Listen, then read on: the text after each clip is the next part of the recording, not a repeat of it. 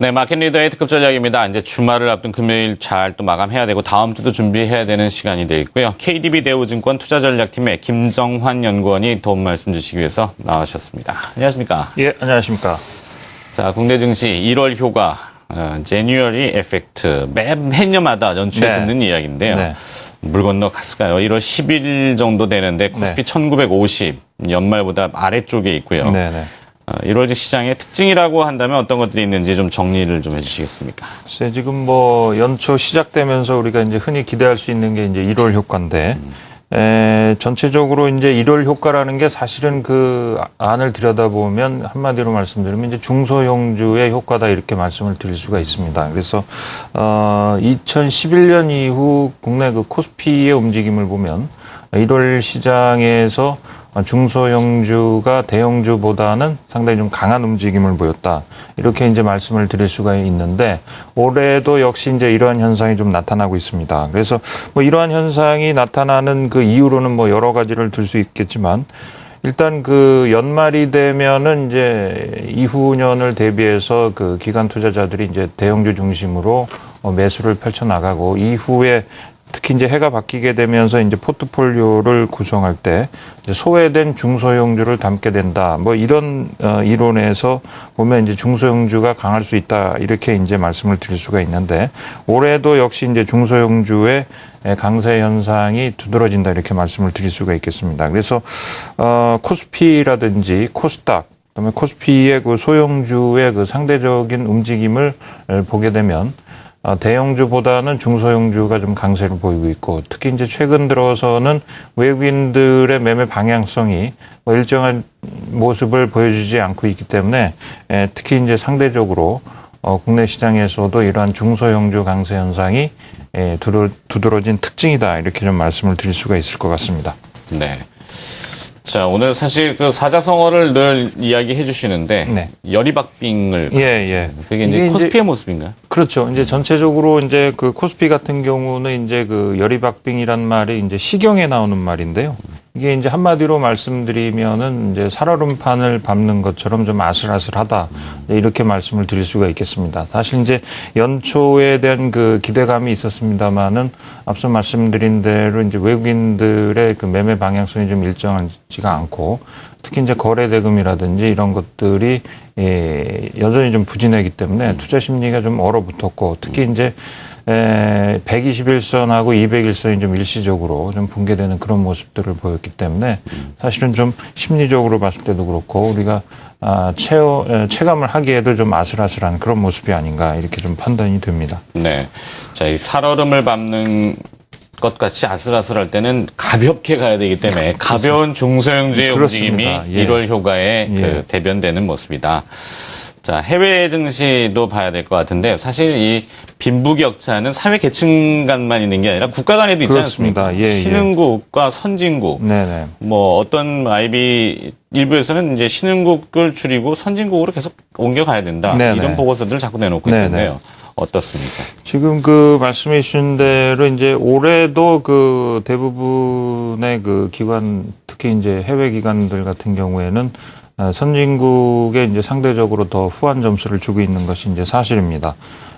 특히 이제 그 작년 연말 한때 신흥국하고 선진국이 공이 그 상승하는 모습을 보였지만, 올해 들어서는 다시 좀 격차가 벌어지는 그런 모습을 좀 보여주고 있습니다. 그래서 신흥국보다는 선진국이 올해 들어서도 좀 상대적으로 강한 그런 모습을 보여주고 있고, 또 하나 좀 흥미로운 사실이 있다면은 이 신흥국 내에서도 좀 차별화된 그런 모습을 보이고 있다. 특히 이제 그 아시아권을 보게 되면은 대만이라든지 인도는 상대적으로 좀 강한 모습을 보여주고 있고, 그 다음에 태국이라든지 인도네시아는 약한 모습을 보여주고 있는데, 이 차이는 근본적으로 볼 때 그 외국인의 매매 행태와 관련이 있습니다. 그래서 외국인들의 순매수세가 이어지고 있느냐, 아니면은 순매도로 전환되느냐에 따라서 주가도 좀 시비가 엇갈리는 그런 모습들을 좀 보여주고 있습니다.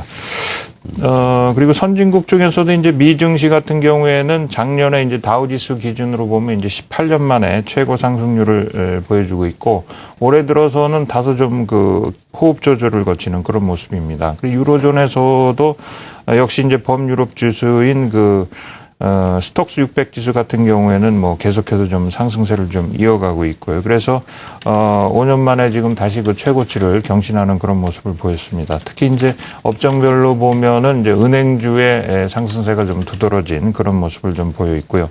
그렇지만 이제 유럽 증시도 단기적으로 봤을 땐 좀 속도 조절에 들어갈 가능성이 있다, 이렇게 좀 판단이 됩니다.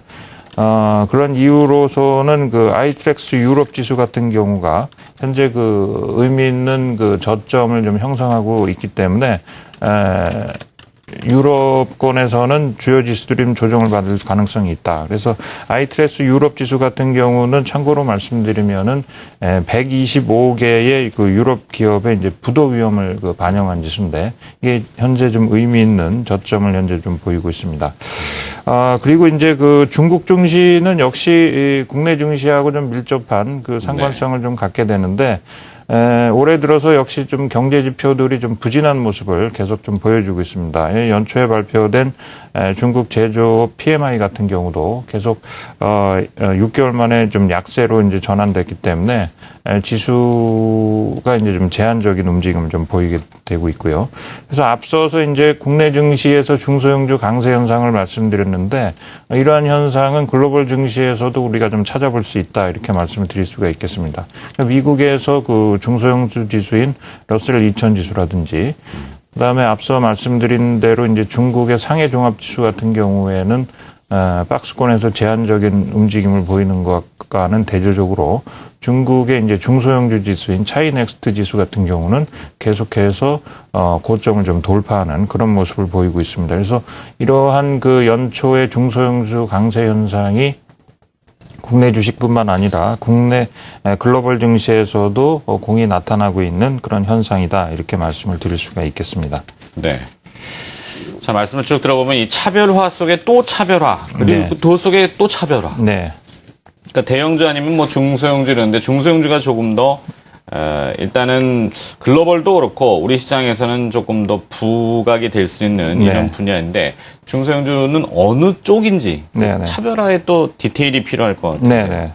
국내 시장 단기적으로 어떻게 전망을 또 하시는지요? 전체적으로 봤을 때는 일단은 그 뭐 대형주보다는 뭐 계속해서 말씀드린다마는 그 중소형주가 좀 단기적으로 좀 유리해 보이고요. 업종별로 본다면은 음식료라든지 섬유의복, 의약품, 유통업, 이런 그 내수 관련주, 그다음에 이제 일부 IT 관련주가 좀 상대적으로 유망해 보입니다. 1월에는 그 상대적으로 그 반도체 관련주라든지 그 조선업 관련주가 좀 강한 상승을 보여왔는데, 올해도 반도체 관련주, 다시 말씀드리면 그 SK 하이닉스 같은 경우에 이제 상승세를 시연을 해주고 있습니다. 그래서 그 전체적으로는 이제 조정을 보이더라도 뭐 큰 지수 조정보다는 좀 기간 조정이 좀 이어질 수 있는 그런 모습이 나타날 것으로 좀 판단이 되고요. 그래서 코스피 전체적으로 보면은 작년 6월 25일의 저점이 이제 1770포인트였고 10월의 고점이 이제 2063포인트였습니다. 그래서 우리가 그 통상적으로 말하는 2분의 1 조정점이 1920포인트 정도 되기 때문에 여기서 추가적으로 그 가격 조정을 보이더라도 의미 있는 저점은 한 1920포인트 정도가 좀 될 거로 판단이 되고 있고, 그다음에 이제 그 반등 시 주요 저항선은 현재 그 60일선이 지나가고 있고, 그다음에 올 1월 2일의 고점인 한 2010포인트 정도로 그 예상이 됩니다. 그래서 코스피는 전체적으로 지수상으로 보면 1920포인트에서 2010포인트를 염두에 둔 시장 대응이 좀 유망해 보이고요.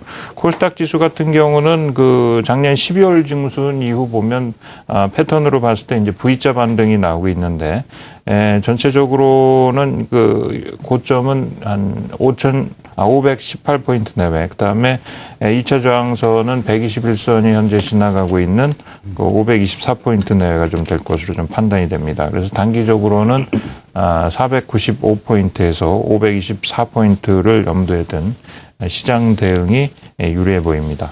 네.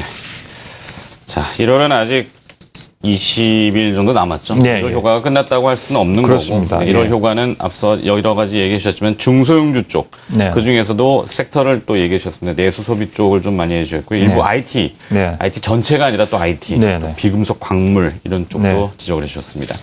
마켓 리더의 특급 전략이었습니다. 주말 앞둔 금요일 시장의 전략, 그리고 다음 주를 또 준비해봤고요.